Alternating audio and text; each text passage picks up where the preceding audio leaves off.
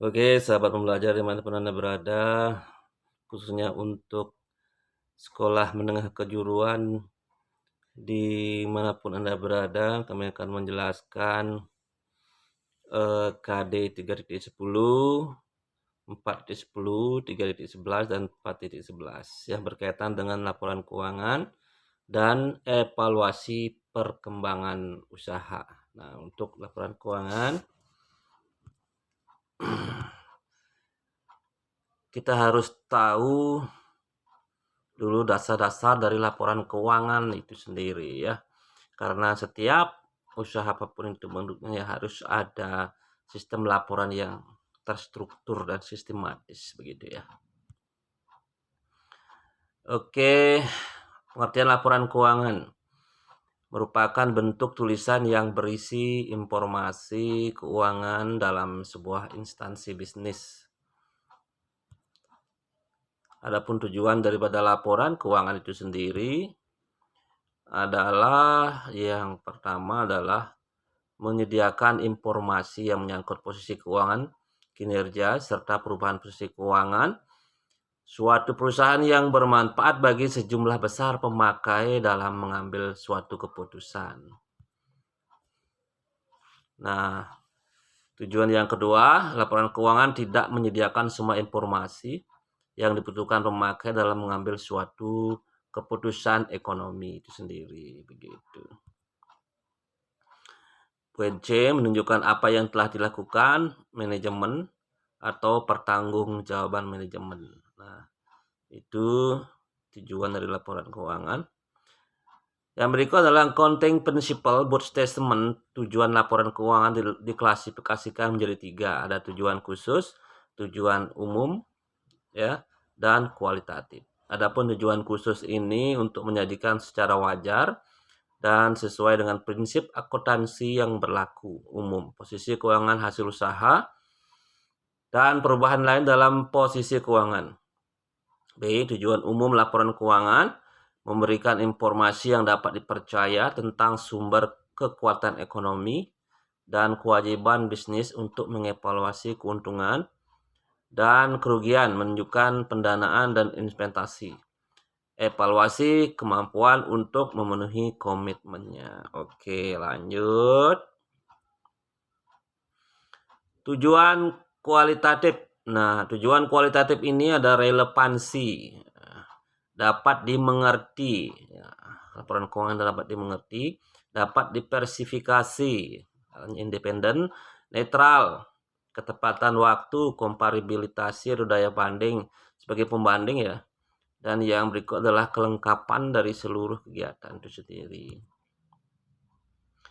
Lanjut, manfaat laporan keuangan bagi investor sudah pasti bermanfaat, bagi karyawan, pemberi jaminan, pemasok atau kreditur, pelanggan, ya, pemerintah, dan masyarakat begitu.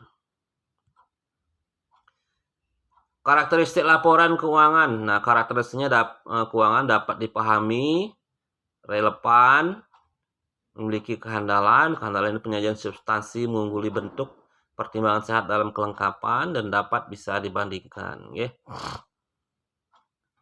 Kita lanjut menyusun laporan keuangan. Nah, dalam menyusun laporan keuangan ada 7 ya.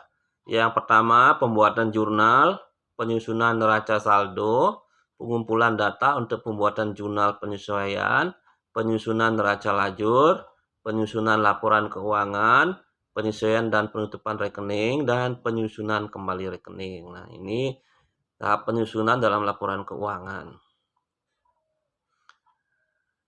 Yang berikut ada analisis laporan keuangan. Di dalam analisis laporan keuangan ini, pengertian analisis laporan keuangan. Kegiatan menganalisis laporan keuangan yang lahir dari suatu konsep dan sistem akuntansi keuangan yang akurat.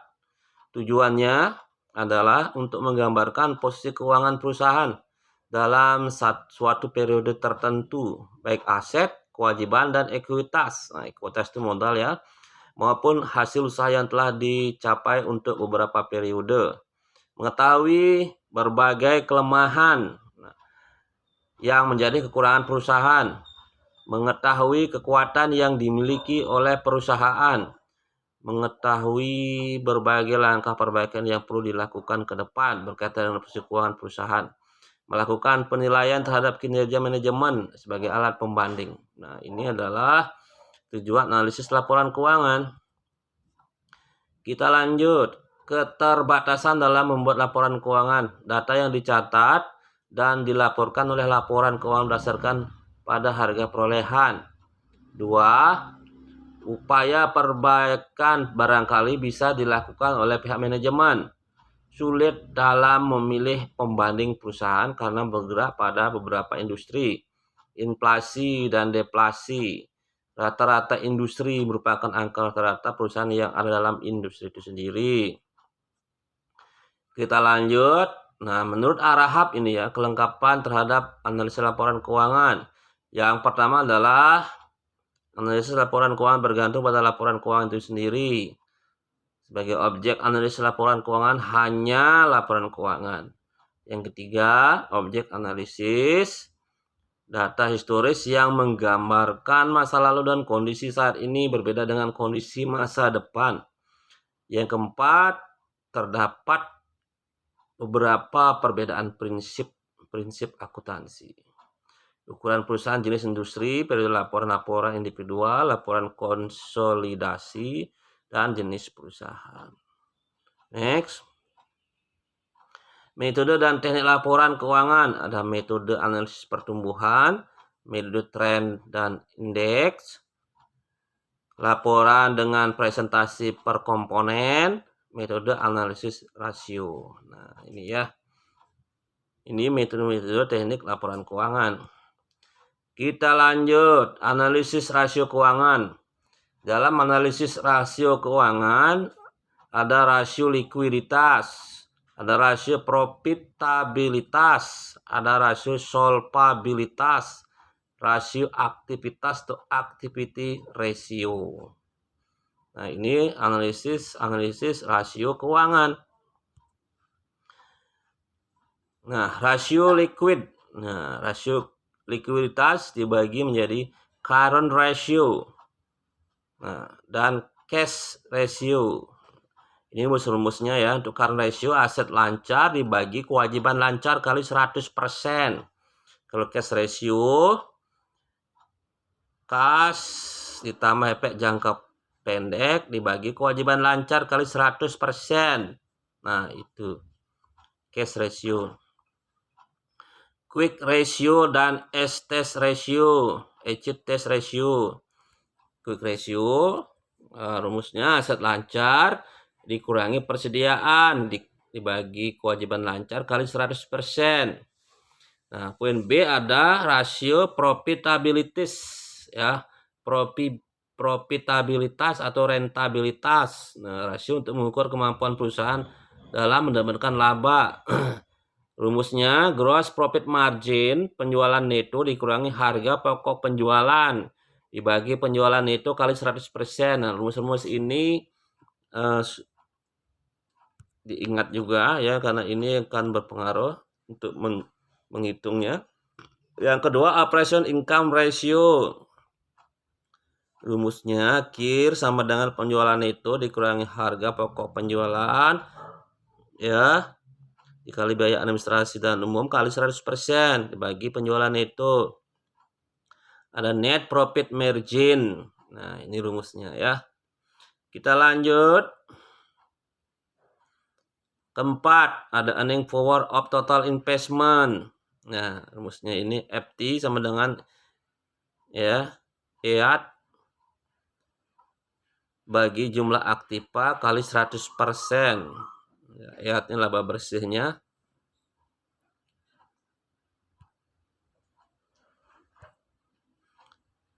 Keenam, return on equity.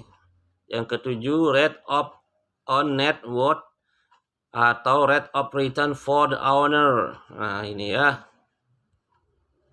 Kita lanjut. Ada rasio aktivitas. Nah, rasio aktivitas atau activity ratio. Yang pertama, total asset turnover ratio. Yang kedua, work capital turnover ratio.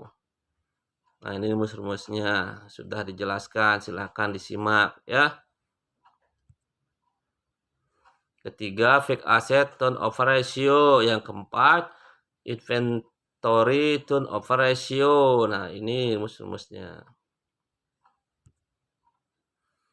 Yang kelima, average collection period ratio. Yang keenam, receivable turnover ratio. Nah, tolong dicatat gininya ya, rumus-rumusnya ini sangat penting nanti. Nah, mungkin ada ini sebagai latihan individu untuk dikerjakan di rumah ya, untuk menambah wawasan Anda. Setelah latihan kita lanjut. Menurut pendapat dari prinsip akuntansi Indonesia, tujuan laporan keuangan adalah memberikan suatu informasi keuangan yang mampu dipercaya tentang aktiva dan kewajiban serta modal suatu perusahaan. Nah, aktiva ini adalah kekayaan ya. Kekayaan ya. Yang kedua, memberi informasi yang dapat dipercaya tentang perubahan dalam aktiva. Memberikan berbagai bentuk informasi keuangan yang bertujuan untuk membuat para pemakai laporan dalam menaksir potensi perusahaan dalam menghasilkan keuntungan. Yang keempat, memberikan berbagai bentuk informasi. Yang kelima, mengungkap sejauh mungkin informasi lain yang memiliki hubungan dengan laporan keuangan yang relevan. Oke, next. Jenis-jenis laporan keuangan ada neraca. Laporan keuangan yang menunjukkan posisi harta, hutang, modal. Seimbangnya antara harta, hutang, dan modal itu neraca. Neraca sama dengan timbangan berarti harus seimbang ya. Yang kedua, laporan laba rugi. Yang ketiga, laporan perubahan posisi keuangan. Nah, dibagi menjadi laporan perubahan modal dan laporan arus kas. Nah, catatan atau laporan ini sebagai penjelasan bagi laporan keuangan itu sendiri. Komponen-komponen laporan keuangan di sini ada laporan laba rugi, laporan perubahan modal, dan neraca. Ini komponen laporan keuangan. Laporan laba rugi artinya laporan yang memuat semua pendapatan dan beban selama periode tertentu. Komponen laba rugi di sini ada penjualan, harga pokok penjualan, laba kotor, biaya operasi. Nah, biaya operasi ini ada biaya umum, penjualan, biaya sewa, pokoknya biaya-biaya ya. Segala bentuk pengeluaran itu biaya. Kita lanjut. Laba kotor, penyusutan, pendapatan bersih, pendapatan lainnya, biaya bunga, laba sebelum pajak, sudah pajak. Laba rugi, rumus laba rugi adalah laba sama dengan pendapatan dikurangi beban. Nah, ini rumusnya ya, rumus laba rugi ya. Pendapatan dikurangi beban. Beban itu adalah pengeluaran-pengeluaran yang terjadi setiap hari, minggu, bulan. Yang kedua adalah laporan perubahan modal. Laporan yang memuat terjadinya perubahan modal selama periode tertentu. Nah, modal awal, laba bersih atau rugi bersih, setoran modal tambahan, pripe, modal akhir. Nah, laporan perubahan modal ya. Rumus laporan perubahan modal sama dengan modal akhir sama dengan modal awal plus laba bersih ya dikurangi pripe. Nah, pripe itulah mengambil kekayaan perusahaan untuk keperluan pribadi. Nah, itu pripe ya. Neraca komponennya adalah aktiva lancar dan aktiva tetap. Nah, aktiva lancar ini seperti kas, bank, deposito, surat-surat berharga, piutang, persediaan, biaya dibayar di muka, pendapatan yang masih harus diterima. Nah, ini adalah komponen dari aktiva atau harta. Aktiva lancar ya. Aktiva tetap terdiri dari dua, aktiva tetap berwujud dan tidak berwujud. Ya, ada yang berwujud seperti tanah, mesin, bangunan, peralatan, akumulasi penyusutan. Ya, bangunan itu dilihat wujudnya berarti aktiva tetap berwujud. Aktiva lainnya gedung dalam proses, tanah dalam penyelesaian, piutang jangka panjang, uang jaminan, uang muka investasi. Komponen hutang ada hutang lancar, hutang dagang, hutang wesel, hutang bank, hutang pajak, biaya yang harus dibayar, hutang sewa, hutang dividen. Hutang jangka panjang ada hutang hipotek, hutang obligasi, hutang bank jangka panjang, ya, Ada ekuitas, ekuitasnya adalah modal saham, agio saham, laba ditahan, dan modal sambungan. Nah, utang hipotek, utang yang menggunakan aktiva tetap sebagai jaminannya. Unsur dalam pengembangan usaha ada unsur dari dalam dan dari luar. Dari dalam adalah adanya niat si pengusaha untuk mengembangkan usahanya menjadi lebih besar, mengetahui teknik memproduksi barang. Ketiga, membuat anggaran. Yang berikutnya unsur dari pihak luar, mengikuti perkembangan informasi dari luar usaha, mendapatkan dana dari dalam dan dari luar, mengetahui kondisi lingkungan sekitar, harga, kualitas, variasi produk. Cara melakukan pengembangan usaha. Nah, dalam pengembangan usaha fokus pada satu produk. Kembangkan lini produk untuk melengkapi produk. Carilah cara untuk meningkatkan penjualan yang pernah mencoba produk Anda. Mulailah mempekerjakan seorang karyawan, membuat website, bergabung dengan pemilik bisnis lain, memulai memasarkan ke pasar lain. Carilah cara baru dan berbeda untuk memasarkan bisnis. Kembangkan ke lokasi lain. Nah, ini cara-cara dalam melakukan pengembangan usaha. Tingkatan-tingkatan dalam pengembangan usaha ada tingkat produk, tingkat komersial, tingkat korporasi, tingkat keamanan dalam proses penjualan barang.